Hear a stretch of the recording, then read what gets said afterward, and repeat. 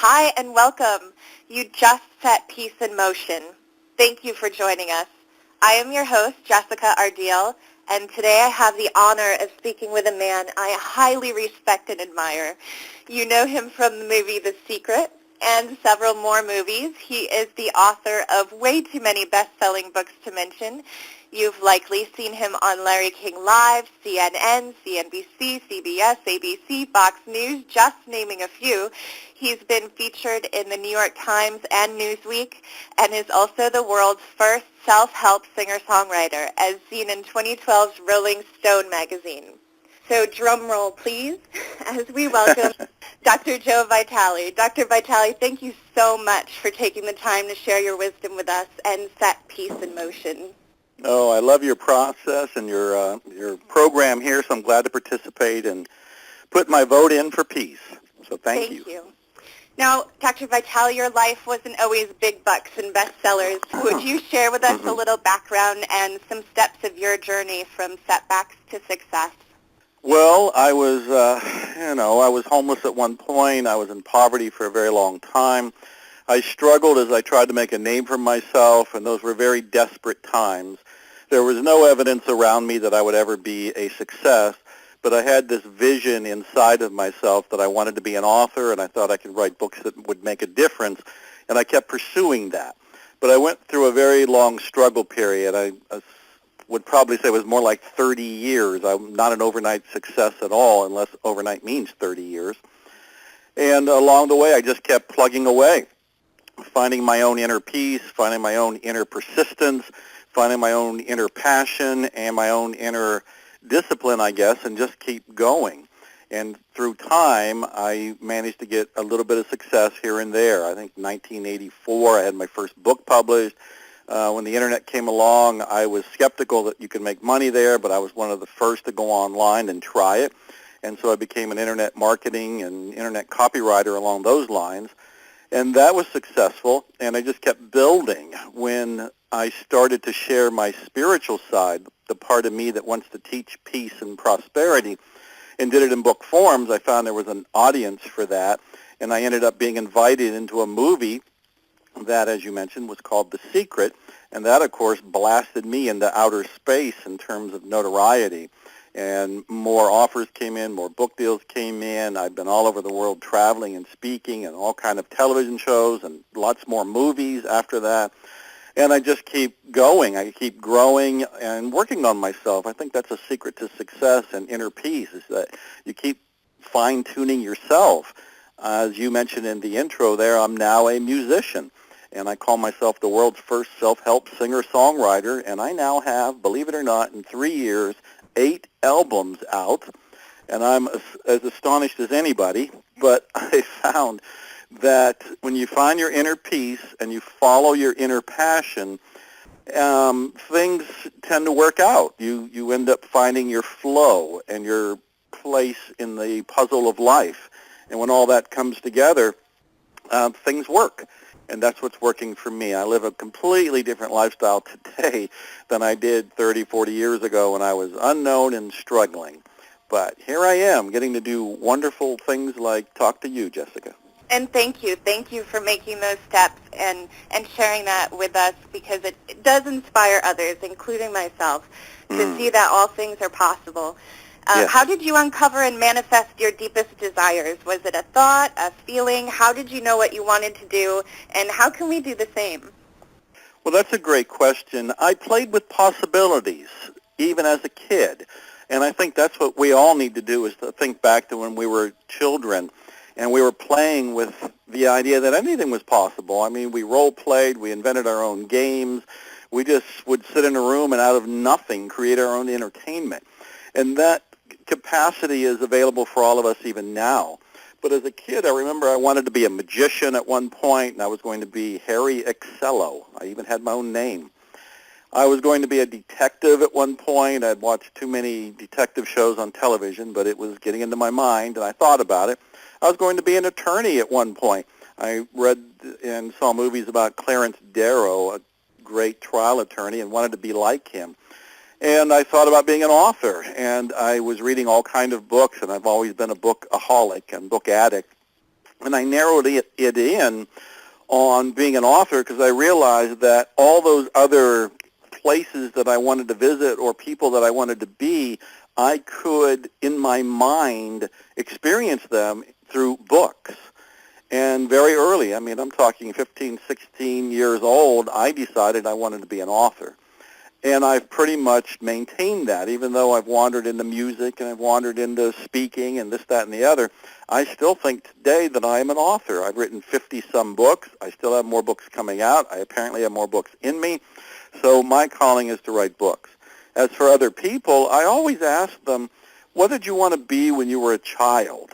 And if they can't come up with something from there, I start playing with other questions like, if you were truly fearless, and you thought no matter what you did, you would succeed at it, what would you do?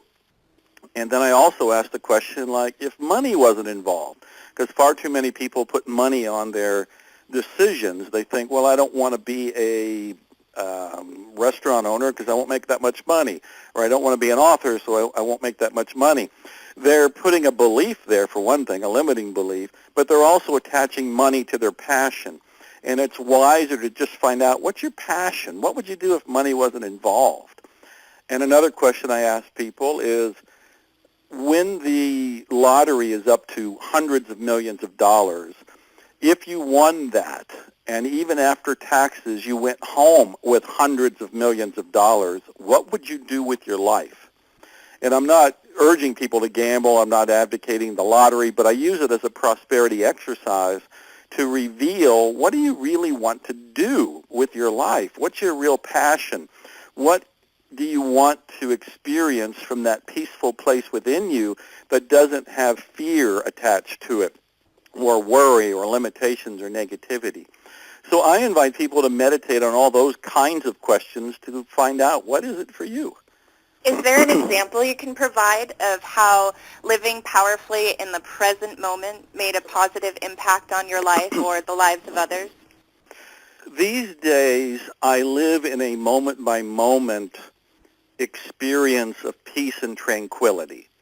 And because I live out of that place, I make clearer decisions that lead to more miraculous results. I'll give you a couple examples, but I want to point out something about this very interview. I have people write me all the time. They have various ideas. They have various requests of me. And I don't know these people. They send me an email, so I don't know them at all. There's just an email here. It's just text. And I have to go within myself and say, is this one to do? And I have to trust myself. I have to come from the experience that, well, my inner guiding light, my inner compass, so to speak, will tell me what to do if I just quiet my mind, breathe deeply, stay in the moment. These are all signs of inner peace. And from there, follow what I'm told. When you wrote me, well, you and I have not met. We've not talked before. I don't think we've ever had an email correspondence before. When I read your email, I thought, well, there's something about this that says, yes, I should do it. I like her. I like her respectful email. I like the mission. So I went through all the logical things to ask myself, but I also went to the intuitive level and just asked my heart, my core, should I do this? And it said yes. And, of course, here we are. So this is an example of a win-win, but I'm trusting myself and I'm trusting my inner peace to guide me. Well, I have all kinds of examples. Another one is, a few years ago, I received the intuitive impulse to write a book called Attract Money Now. And then I also got the impulse to give it away for free. Now, when I say I got the impulse, these are intuitive nudges coming from my inner core, my inner source. When I'm not worried about money, when I'm not worried about what people will think, when I'm not worried about is it going to be a success or failure, and I just say, what is the next thing to do?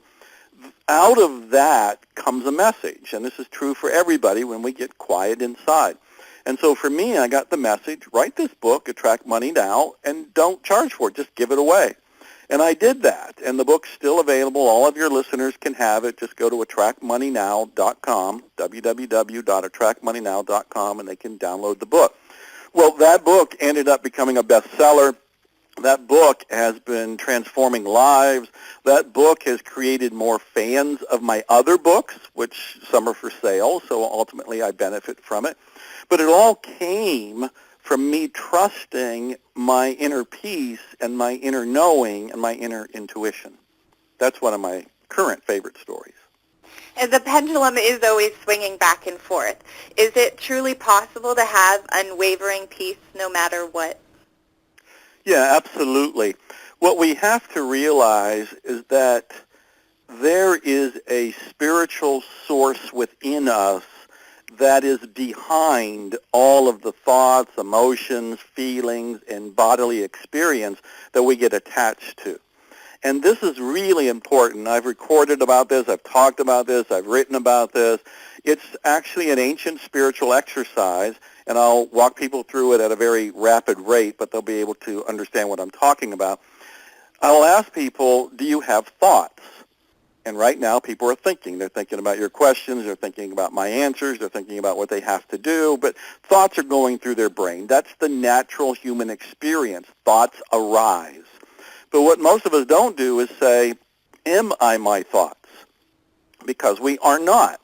We're able to witness our thoughts. We're able to experience our thoughts. We're able to observe our thoughts, which suggests we're not our thoughts. That's a very important first step. We're not our thoughts. The second is to notice our feelings. Everybody has feelings. Maybe somebody's happy, maybe somebody's sad, maybe somebody's angry, maybe somebody's resentful, maybe somebody's stuck in traffic right now and they're feeling a little rage, maybe somebody's totally at peace. They're having feelings right now. Well, it's the same kind of question. If you can have feelings, are you your feelings? We can certainly attach to our feelings and say, I am happy or I am mad. But the reality is we can observe our feelings, which again suggests we're not our feelings. Do the same thing with our body. I'm very relaxed in my chair. I worked out this morning. My body's very limber, very at ease. Well, maybe somebody's feeling a little uncomfortable. Maybe their back hurts or their neck hurts or they need to stretch a little bit. Most people identify with their bodies. But if we pause a little bit and say, wait a minute, if I can feel my body and I can observe my body, maybe I'm not my body. And this leads to the ultimate spiritual insight. If I'm not my thoughts and I'm not my emotions and I'm not my body, what am I? And there is the key to finding peace in the moment. Because behind it all is what in some spiritual traditions they call the witness. That witness is the essence of you. It is your spiritual source. It is behind all the thoughts and the emotions and the feelings and the body. The more we can do that kind of a meditation and just remind ourselves that I am not my thoughts. If I don't like that particular thought, hang on, another one's coming. And you can choose the thoughts that feel better to you. Same thing with your emotion. If you don't like the emotion that's there's all kind of things to do to experience it and release it, including just waiting because it's going to leave, but also realizing you're not your emotion. You can observe it and even say, isn't that interesting that that emotion is in me right now? Same with your body. Doesn't particularly feel good? Well, you can notice it and go, I need to do something about my headache or my knee ache or whatever it happens to be, but you don't have to be attached to it. By separating yourself from your thoughts, your feelings, and your body, you reach that inner stage of tranquility. And that's what I'm pointing to as the essence of peace. And the more each of us does that, the more we create a movement for peace. And that, of course, can awaken the world. Inner peace is world peace.